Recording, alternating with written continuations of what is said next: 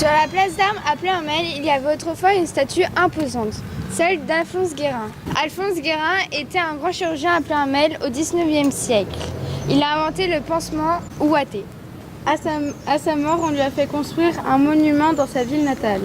L'inauguration a eu lieu ici même le 13 septembre 1896.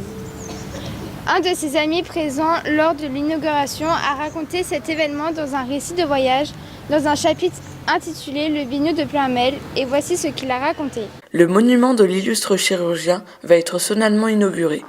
Des drapeaux flottent aux fenêtres, des branches de pin encadrent les portes, et les sabots claquent. Tout à coup, un bruit lugubre traverse la foule. On ne dansera pas après l'inauguration du monument. Et pourquoi cela ? C'est que le joueur de biniou, l'unique joueur de biniou, refuse son concours. Il y a bien encore la fanfare de Malétroit, mais il faudrait la payer bien cher.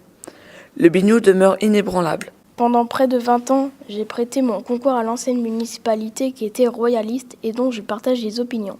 Ma conscience me défend aujourd'hui d'entrer au service de la municipalité républicaine. Ainsi parla le seigneur de Biniou. Les jeunes gens et les jeunes filles de Pleyhermel ne purent danser. Aujourd'hui, on a un peu oublié la statue et encore plus le joueur de biniou. Mais en fait, qu'est-ce qu'un biniou ? Nous avons demandé l'avis de monsieur le teneur qui est un sonneur professionnel. Alors le biniou, c'est un instrument qu'on jouait avec un autre instrument qu'on appelle la bombarde. On ne le trouve jamais tout seul à jouer.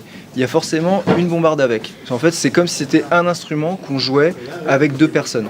Voici un biniou ancien.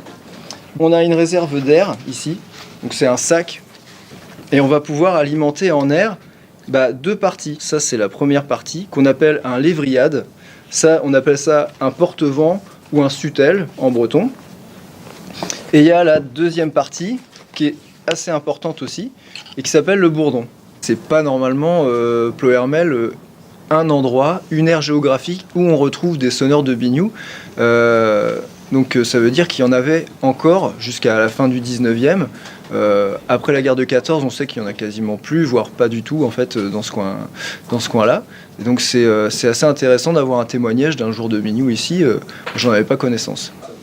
Par chance, nous avons réussi à en savoir plus grâce à monsieur Richard.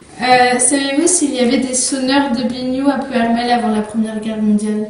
Ah oui, mais pas vraiment à Pleyhermel, hein. C'était du côté d'Augan, au Biniou. C'est au Biniou qu'il y avait même un fabricant de biniou. Notre enquête s'arrête là. Nous n'avons pas trouvé le biniou de Pleyhermel, mais nous avons été initiés à la danse et à la musique bretonne, et nous avons pu faire dialoguer des générations.